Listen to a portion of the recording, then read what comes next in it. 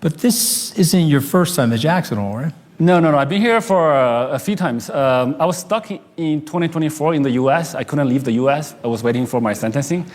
And I had absolutely nothing to do. So I came here twice to snowboard.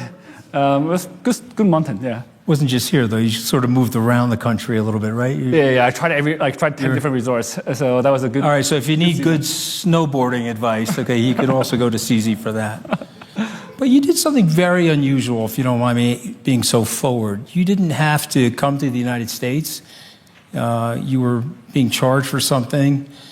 You were in a country that didn't have an extradition treaty with the U.S., but you decided to do that. And I'd like you to tell the delegates why you did that. Take us through your decision making. Sure. Well, I'm a pretty simple guy. I think, look, you deal with your responsibilities. I try to solve problems. Whatever problems come your way, you solve it. Especially a problem like this, when the U.S. government is going after you, you don't dodge it. You shouldn't be hiding or running away from it, etc. And even though I was living in a country, and actually I was granted citizenship of UAE like 6 months before all the issues came to a head. So but I didn't want to leverage that, right? So that's just the wrong thing to do. I also thought like resolving the issue is better for me, it's better for Binance, it's better for all the BNB holders, it's better for the industry. So honestly, I didn't think I would end up in jail. I'm the only person. I'm still the only person that went to jail for a single violation of a Banking Secrecy Act. No fraud, nothing else. So I expected, like Arthur Hayes did 6 months for home confinement. I thought there might be some home confinement involved, and he's the only guy who did who have done home confinement for a banking secrecy violation. Most other people, they get a DPA, et cetera, et cetera. So many bank executives are not charged.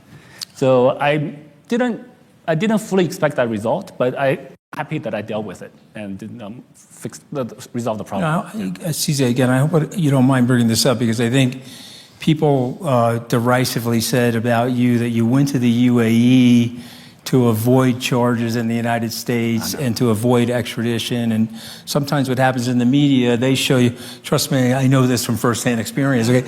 They show you one way, but you're really totally a different way of a person, and I appreciate you, and I hope you don't mind me being so forward. So I guess another forward question is about the way you were treated. How do you feel you were treated by the Biden administration? I think the Biden administration obviously was war on crypto, right? So they're anti-crypto.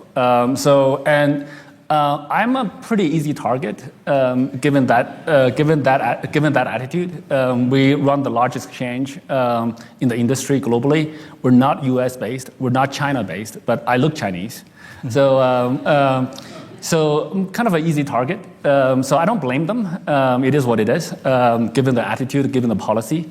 So, but luckily now we're in this era. So that's finished. So this era, this administration is very pro-crypto. So everything's looking good now. Yeah. Well, look, I think it deserves applause. I think, but it's also a lesson about like dealing with things from front on, being accountable, looking people in the eye and telling people that you're willing to do the things that are appropriate as a responsible global citizen. But I want to switch gears to the United States. And people in this room know that I am at odds with President Trump. I had Eric Trump up here last year, and I'm not at odds with everybody in the administration. And I think what President Trump did by pardoning you was a great thing. I said that publicly. I said that publicly on my Twitter feed. And I consider you a friend, and I'm a personal supporter of yours here.